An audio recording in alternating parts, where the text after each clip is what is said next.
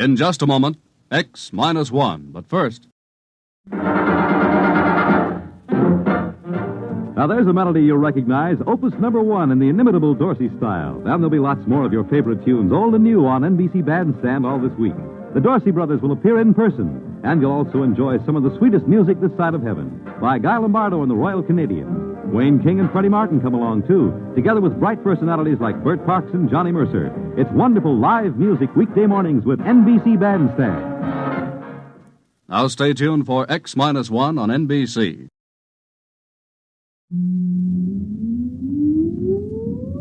Countdown for blast off.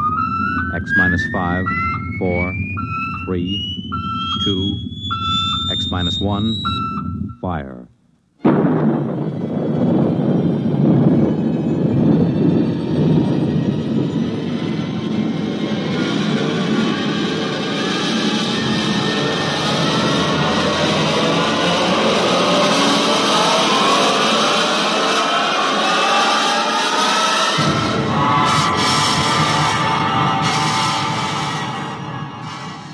From the far horizons of the unknown come transcribed tales of new dimensions in time and space. These are stories of the future, adventures in which you'll live in a million, could be years, on 1,000 maybe worlds. The National Broadcasting Company, in cooperation with Galaxy Science Fiction Magazine, presents X minus 1.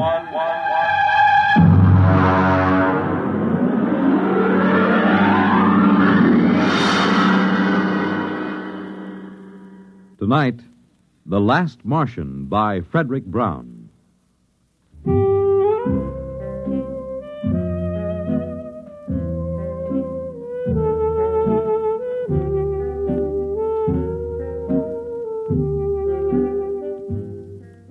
It was like any evening, but duller than most. I was back in the city room. I'd just covered a boring banquet, and the food had been so bad that I felt cheated, even though it cost me nothing. Now, just for laughs, and my job, I was writing a long, glowing account of it.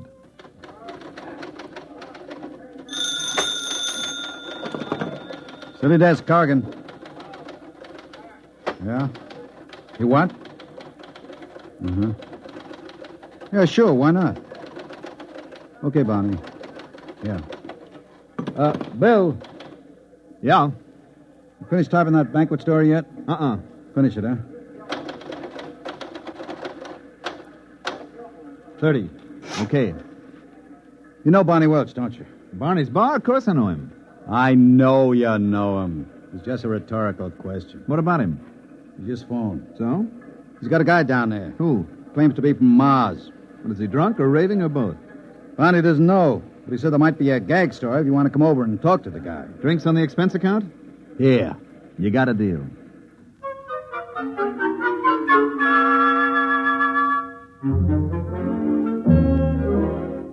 There wasn't a Trib reporter who didn't know Barney well enough to borrow money from him.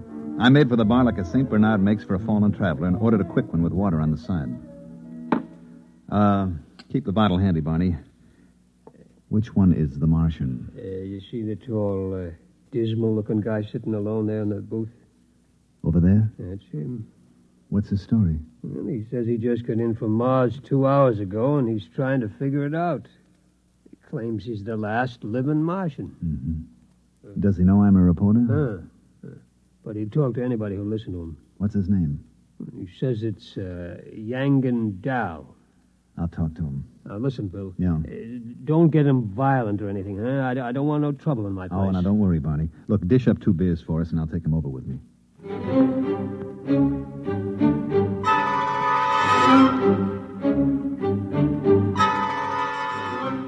Barney drew 2 beers and cut off the heads. He rang up 60 cents, gave me my change, and I went over to the Martian. Mr. Dow? Yes? You mind if I sit down? Help yourself. It's a free country. I brought you beer. Barney, the bartender, told me something about your problem. Oh? Thanks for the beer. Drink up. Well, I suppose you think I'm out of my mind, but... Well, maybe you'll be right. The bartender probably thinks I've flipped my lid. Listen, are you a doctor? Nope. Do you think I'm insane? I'm not a doctor, and I haven't even heard your story yet. How can I tell? Okay, I'll tell you. I'll tell you everything that happened. Then you tell me if you think I'm all right. 2 hours ago, I was on Mars. 2 hours? How did you get here? I don't know. That's the horrible thing. All I know is that the others were dead. All of them? How do you know? I saw them. I saw their bodies in the street. It was awful. Now, wait a minute. You mean you're the last one? The last Martian? Yes. Well, it's a little hard to believe. Listen, I was there. I was in this room in the city of Scar.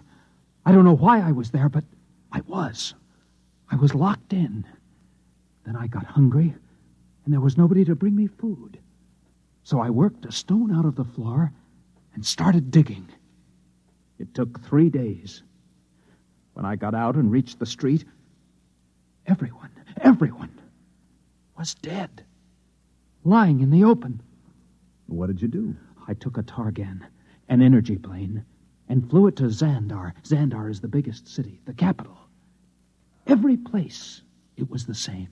Hundreds of thousands of bodies lying in the fields, the streets, as if everyone had died at the exact same instant. At Xandar, in the stadium. I'm listening. In the stadium, there were 100,000 of them. As if they'd come there specially to die together. I landed my ship there. In the stadium? Yes. Mm-hmm. I see. Well, there, in the stadium, they had built some sort of platform. On it was a column made of copper. Copper is a rare metal on Mars. And there was a push button. Where? In the copper column. Oh. And there was a Martian in a blue robe, a priest, right under the button. It was as though he'd pushed the button and died. And everybody else had died with him. Except you. Yes. All except me. And then? And then, I was on a Madison Avenue bus, riding to work, here in New York. Oh, now wait a minute. Listen, I know you don't believe me. I know it sounds as if I was stark raving Now, mad, but take it easy, huh? You know what I think? What? You've had some sort of terrible shock. Well, of course I have. There were 3 million of us, all dead. I don't mean that kind of shock. Of course, it was a dying world anyway. We didn't have more than 2 generations left. It was the krill. What was the krill? The disease. It reduced us to 1/30 of our population in 2 centuries. These 3 million, and they died of the krill? No. The krill kills slowly. These people died like that, with a push of a button. Why didn't they escape? We tried to develop space travel, but we couldn't. We couldn't even reach Deimos or Phobos. Where are they? Our moons. Oh, I don't know too much about this stuff. It was horrible. Mm-hmm. Can I ask you a question, Mr. Down? Anything you like.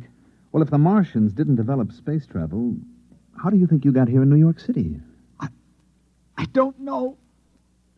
It's driving me wild. I'm Yangan Dal, a Martian. And I'm here, in the body of an Earthman. The body of an Earthman? Of course. You don't think Martians look exactly like humans, do you? I'm 3 feet tall, weigh what would be 20 pounds here on Earth. I have 4 arms and 6 fingers on each hand. Barney? Yeah? 2 more beers, huh, with whiskey chasers? Right? Go on, Mr. Dahl. I don't mean to interrupt. It frightens me. Oh, I can understand that. Here are your drinks. You want some help? Thanks, Barney. Drink up, Mr. Dow. Thank you. By the way, who is this Earthman whose body you've got? Its name is Howard Wilcox. Howard Wilcox, huh? I'll just write that down. Address? It's in the wallet. 45 Amber Court. Mm-hmm. This Howard Wilcox whose body you're in, does he have a family? It is married to a female of this species, yes. Well, have you been home? No. Then how do you know? I have all of its memories. I can do everything it could do. I know everything it knows. Oh, I see. I even have its tastes. Beer, for instance. Yes. Mm-hmm. You have a job? At the Humber Lamp Company, 34th Street. Well, maybe you ought to call your wife. No, It frightens me. Why? This body, it loves its wife. Let me buy us a round. There's money in these pockets. Okay. It's very good of you to listen to my story. Barkeep, another round, please. Tell me, Mr. Dow, did you ever suspect before that you were a Martian? Suspect? I am a Martian. Don't you understand? Well, how did you get in here? I told you this body was on its way to work on a Madison Avenue bus, and then I was inside it. It was thirsty, so it stopped for a drink. And I thought maybe the bartender could give me some advice. So I started talking. Don't you believe me? Listen, Howard, you should be due home for dinner by now. Now, you're making your wife worry. Why not phone her? I'm afraid. What's there to worry about? Whether you're young and dull or Howard Wilcox is a woman sitting home worrying. I suppose you're right. Of course I'm right. You're very understanding. Oh, not at all. You wouldn't want to come with me, would you? I'm sort of afraid. Well, it would look funny. I could tell her you're an old school friend. We could have dinner. And then maybe I could get to know her. You really want me to come? Would you? Let me make a phone call first, okay? Fine.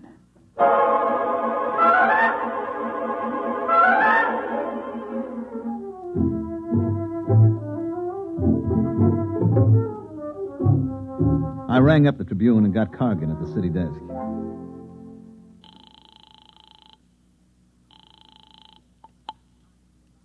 City desk, Cargan. Hi, Bill Everett. Did you find him? Uh-huh. Well, There's something strange about this guy. you think he's insane? I don't know. What do you mean you don't know? Is he or isn't he? Well, he's got the whole story so perfectly organized, he might even convince somebody it's true. He remembers every detail. What do you figure you're going to do? Well, I'm going home with him. I'm going to meet his wife and observe them. How many drinks have you had? Oh, I'm sober. Don't worry. Me worry? Look, maybe you better come back here and I'll let Vincent handle this stuff. No, that isn't necessary. Just let me tag along a while. Okay. But if you want help, yell and I'll send Vincent. I will. Don't worry. What's this guy's name? Howard Wilcox. Address? 45 Amber Court. Okay. Oh, and Bill, Yes? just remember one thing. What's that? You could be playing with dynamite. Watch your step.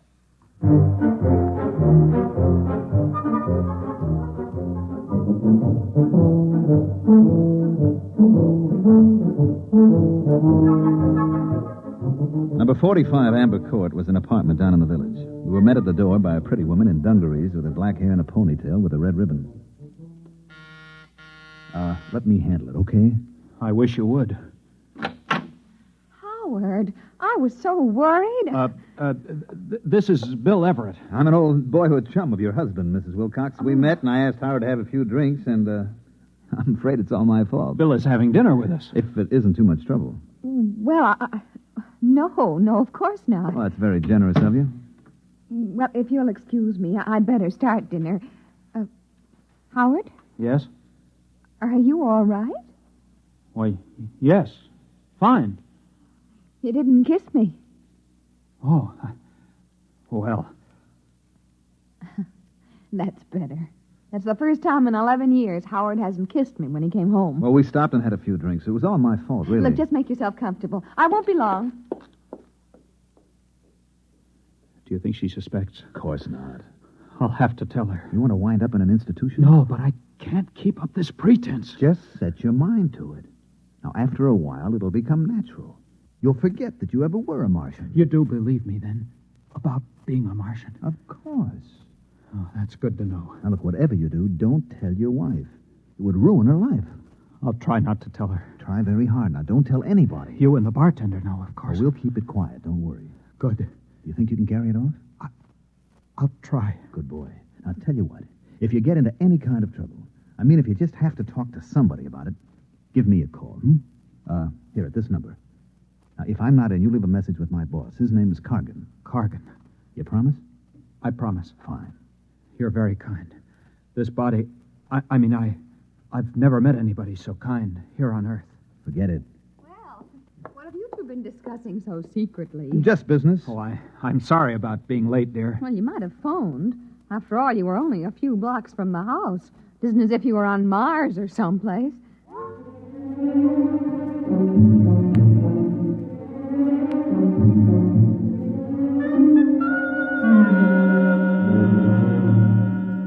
Dinner went pretty well.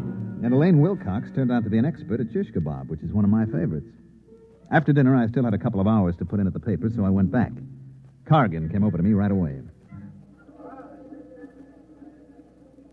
Well? Well? Is he or isn't he? He's a Martian, all right. No question about that.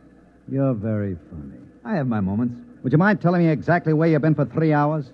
And what you've been doing? I talked to Yangan Dao. That's his Martian name. Then we had dinner at his home. Very nice. Shish kebab. What about the story? Oh, yeah, the story. Well, it seems that he was locked in a room in the city of Scar. And he got out and saw all the dead bodies of the entire Martian population. Then he flew to the capital and saw a button that a priest had pressed, and the next thing he knew, he was inside an Earthman named Howard Wilcox riding a Madison Avenue bus. Want me to write it up? Is that all you've got to tell me? That's all. Listen, this guy's going to be perfectly all right as soon as he gets used to the idea that he's Howard Wilcox. He is, I suppose you're a qualified psychiatrist? Well, I'm qualified to judge this. I'd better send Vincent over there. There's no need for that. I have a distinct feeling you've let your emotions get into the act. Well, what's wrong with emotions? They don't belong in this business. Look, Cargan, this is a decent enough guy. He's a little bewildered, maybe. Now, why not let him live out his life in peace? He may be dangerous. Don't you trust my judgment? We can't afford to pass up anything important. Oh, you're exaggerating. Maybe. Vincent. Yes, Mr. Cargan. I want you to do a follow-up on a story that Bill has started. A man named Howard Wilcox who thinks he's a Martian. Oh? Bill has the address. Now, if anything happens to this guy, there are liable to be questions and accusations. Vincent can handle that end of it. You want the full treatment on this story, Mr. Cargan? If you think the man is a menace, give him the full treatment. Okay, Mr. Cargan.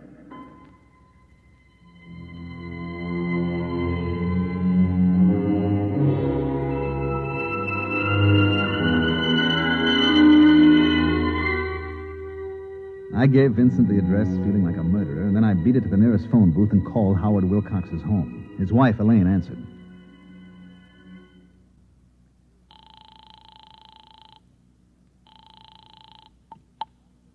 Yes? Oh, Mrs. Wilcox, this is Bill Everett again. Oh, did you forget something? No, I have something to tell you, and it may sound a little weird, but bear with me. Oh, what is it? A man from my newspaper is coming over. His name is Vincent. Now, he's a big, ugly man with a scar on his lip. He's coming over here? He's on his way now. Well, what for? Well, that's the part you aren't going to believe, Mrs. Wilcox. Well, try me and see. He's going to murder your husband. I'm afraid I didn't hear you. I said he's coming over to murder your husband. You and Howard did do quite a bit of drinking. I'm trying to do you a favor. Now, listen to me. I'm listening. Send him away. Tell him Howard had to leave town. Do you hear me? I hear you, but really... Please, Mrs. Wilcox, if your husband means anything to you. Well, of course he does, but why not call the police? They'll laugh at you. I'm coming right over. I'll explain when I get there. And remember, your husband's life depends on this.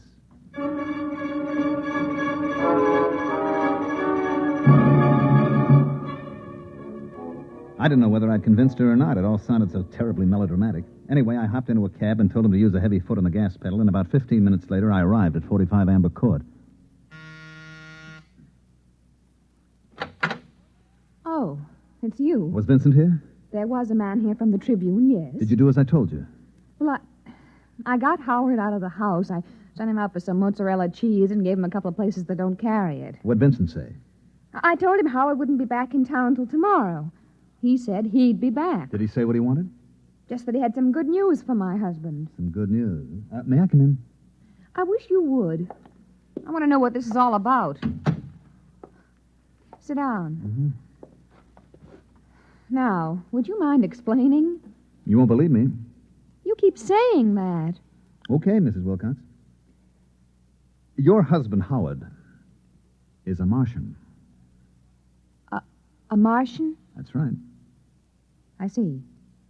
And when did you discover this about my husband? This morning. Would you mind telling me just when he arrived? From Mars, that is. This morning. You don't say. Told you wouldn't believe me. Oh, I haven't said that yet. You're sure Howard is a Martian? Yep. He claims to be the last Martian. Look, see if I can make it clear. There was a plague sweeping Mars. Now, they devised a means of transporting their intellects through space to Earth. Their dead bodies remained behind. Now, Howard, your husband, was confined in an institution, so he didn't get to go with the other Martian souls. He dug his way out and went to the capital city where the energy machine was located. Mm-hmm. I guess there was enough left to send his intelligence down here, where it landed in the body of one Howard Wilcox. How did you find this out? He told me. Mr. Everett, if you don't mind, I'm rather tired. First you tell me someone's going to murder Howard, then you tell me he's the man from Mars. Now, I'd like to get some rest, if you don't mind. I'm trying to convince you your husband is in danger. If Howard is a Martian, just why does your Mr. Vincent want to kill him? Because Mr. Vincent is a Martian, too. Uh-huh. I suppose the editor of the Tribune is also a Martian? No, not the editor, just the editor of the City Desk. And you, Mr. Everett, are you a Martian, too? Matter of fact, yes. Good night. Just won't see it, will you? Good night, Mr. Everett. Okay, I tried my best. Martians, indeed.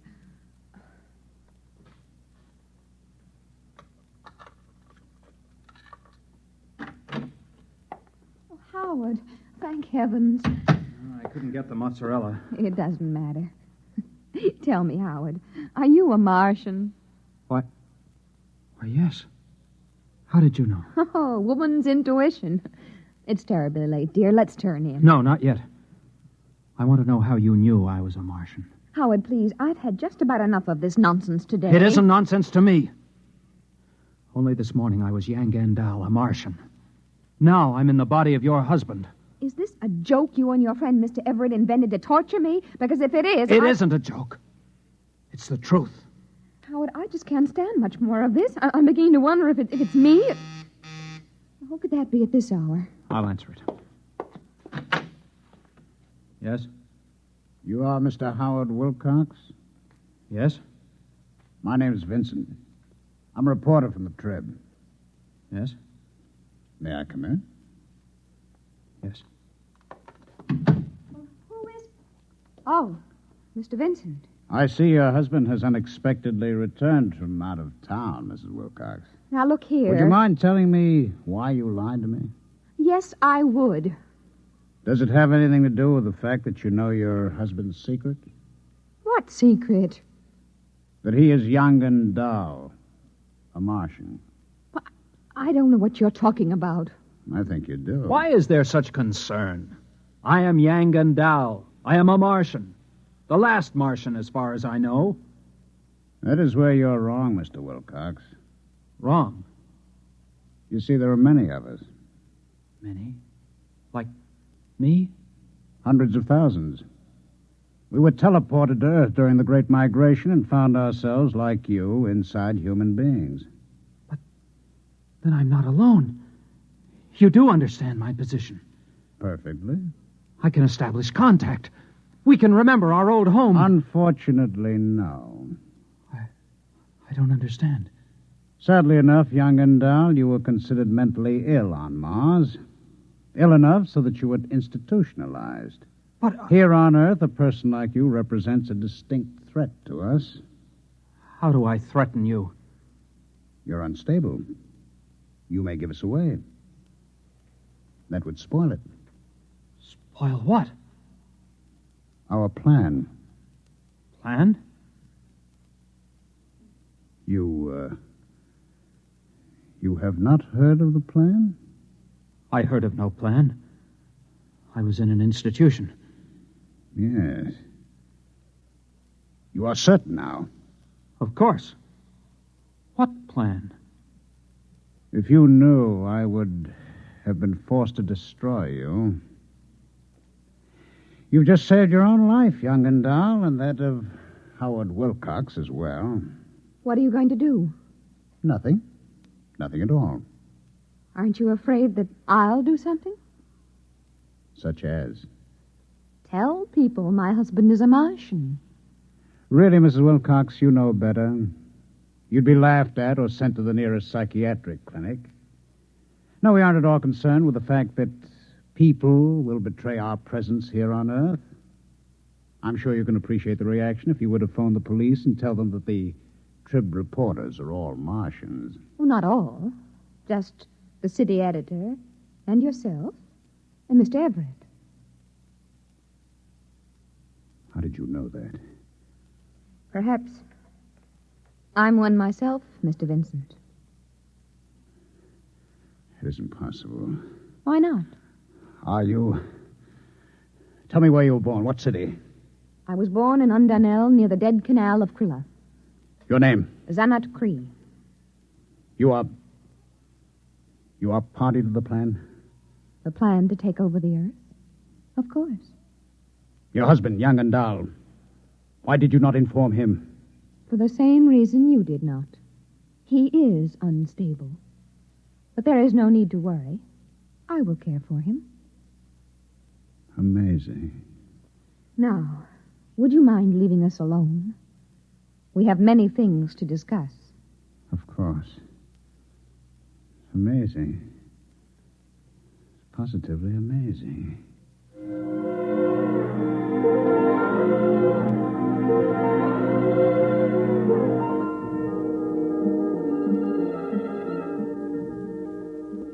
I was standing in Barney's bar having a double scotch on the rocks when Vincent came in looking like a man who spent the last 3 hours in a KitchenAid mixer with the dial on Fluffy. He came over and ordered without so much as look at me. Here it is, Mr. Vincent. Thanks. You okay? Sure. By the way, did you fellas take care of that crackpot who was in here this afternoon, the one who thought he was a Martian? Yeah, sure. Just a drunk, huh? Yeah, that's right. Wouldn't you say so, Bill? Oh, definitely. Well, here's to you, Barney. Sometimes you can't tell the Martians from the Earthmen. You know? It's getting to be that way, Mr. Vincent. Right, Bill? That's right, Barney. Integration. That's what it is.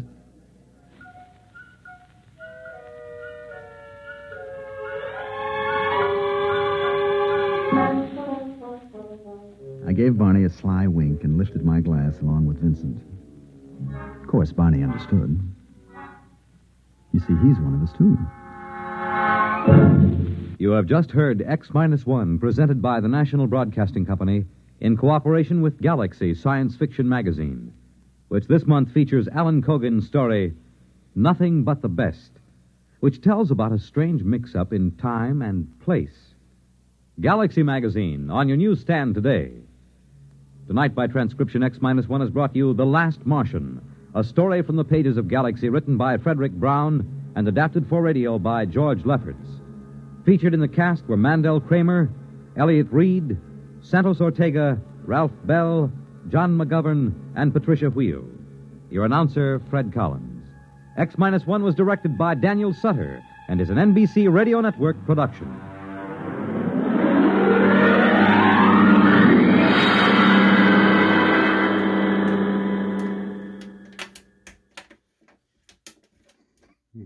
Go to the conventions with NBC Radio beginning Monday, August 13th.